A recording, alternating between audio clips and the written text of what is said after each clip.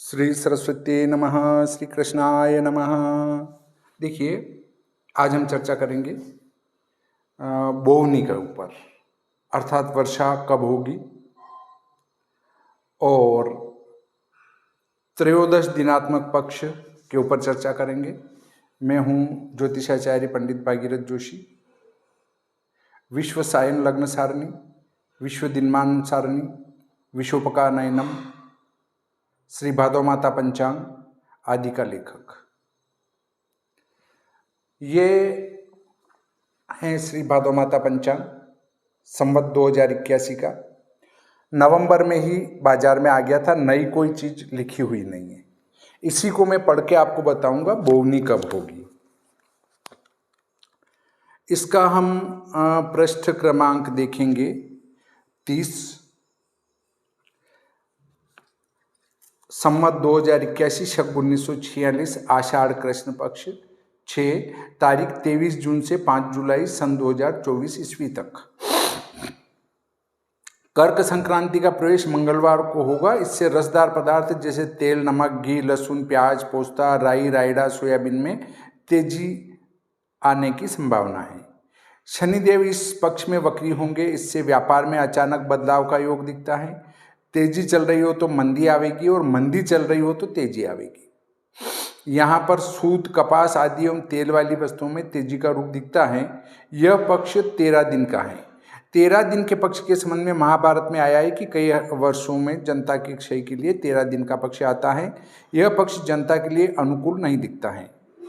इसके संबंध में कुछ विद्वानों का यह भी मत है कि प्रतिपदा का क्षय होता है तो उस पक्ष को 13 दिन का पक्ष नहीं कहा जा सकता है, परंतु यदि इस पक्ष में दिनों की संख्या गिनी जावे तो 13 ही आती है। अतः हमें पक्ष को 13 दिन का ही कहना पड़ेगा। देखिए, बहुत सारे ये विद्वान ये भी कहते हैं कि अगर प्रतिपदा का क्षय हो या फिर प्रतिपदा का क्षय नहीं होते हुए अमावस्या या पूर्णिमा का क्षय हो और 13 दिन का पक्ष बनता हो तो उसे त्रयोदश दिनात्मक पक्ष नहीं कहेंगे। उसके लिए द्वितीया से चतुर्दशी तक अर्थात बीज से 14 तक के बीच तक तिथियां 2 क्षय होना चाहिए तो ही वो 13 दिन का पक्ष होगा। परंतु पक्ष में दिनों की संख्या गिनते हैं तो वो 13 ही आ रही है, इसलिए त्रयोदश दिनात्मक पक्ष ही होगा।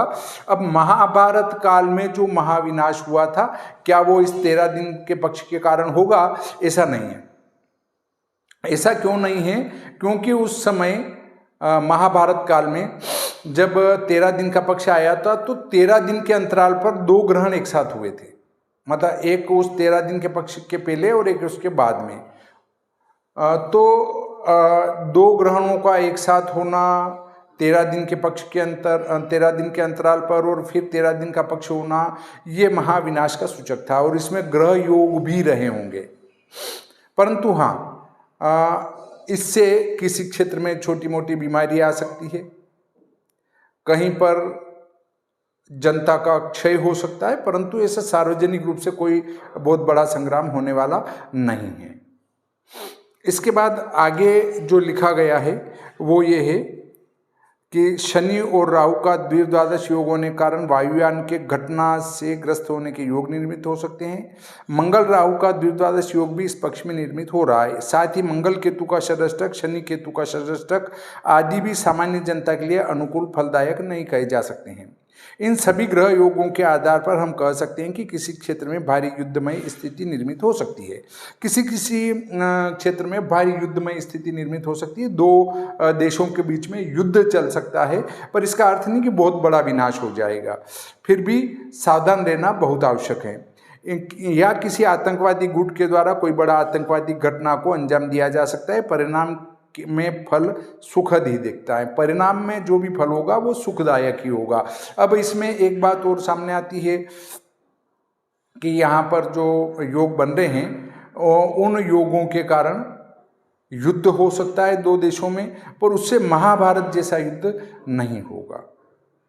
इसके लिए एक बात कही जा सकती हैं, वो ये कही जा सकती हैं कि यहाँ पर जो योग बन रहे हैं उनका परिणाम कैसे शांत हो, तो उसके लिए देव आराधना करें, ईश्वर आराधना करें।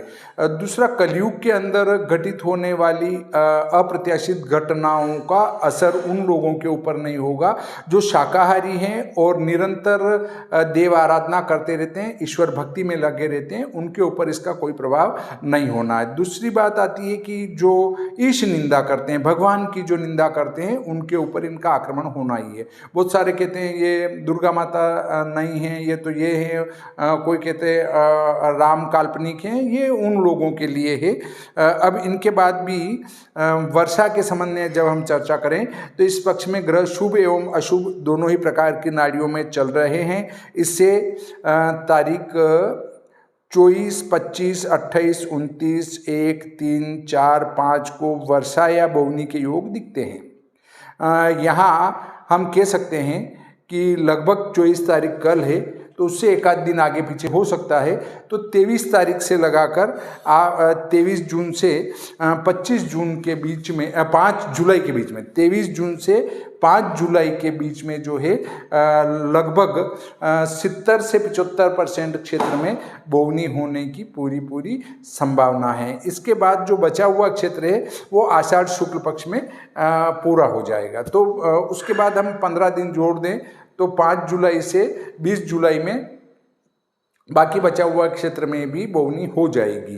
तो कुल मिलाकर ये कह सकते हैं कि बोवनी का योग अभी चालू हो चुका है और शीघ्र ही वर्षा चालू हो जाएगी। इसके बाद यदि ये मेरी पंचांग की बात गलत भी जाती है तो उसके लिए आप जो है मुझे दोषी न ठहराएं, क्योंकि मैंने ग्रहों के संकेत से बताया है और इसके लिए कोई वेतन नहीं मिलता है। दूसरा, जब हम मौसम विभाग जो भविष्यवाणी करता है वहाँ के लोगों का बहुत बड़ा वेतन है, उसके बाद भी उनकी बात गलत चली जाती है तो हम उनको दोष नहीं देते मौसम विभाग को, परंतु पंचांग वालों को तो दोष देना प्रारंभ कर देते हैं। देखो पंचांग वाले कुछ भी लिख देते हैं, परंतु जब मौसम विभाग की भविष्यवाणी भी कभी कभी असत्य हो जाती है तो हम उनको नहीं कहते हैं यार आपकी भविष्यवाणी गलत कैसे चली गई। वो जैसे वो यंत्रों से देखते हैं मौसम विभाग वाले, वैसे हम भी ग्रहों के आधार पर देख के बताते हैं कि देखो इस ग्रह योग से वर्षा होने की संभावना दिखती है, और वो भी ऐसी बताते हैं कि वो बदल का जो रुख इधर जा रहा है तो वहाँ वर्षा होने की संभावना है।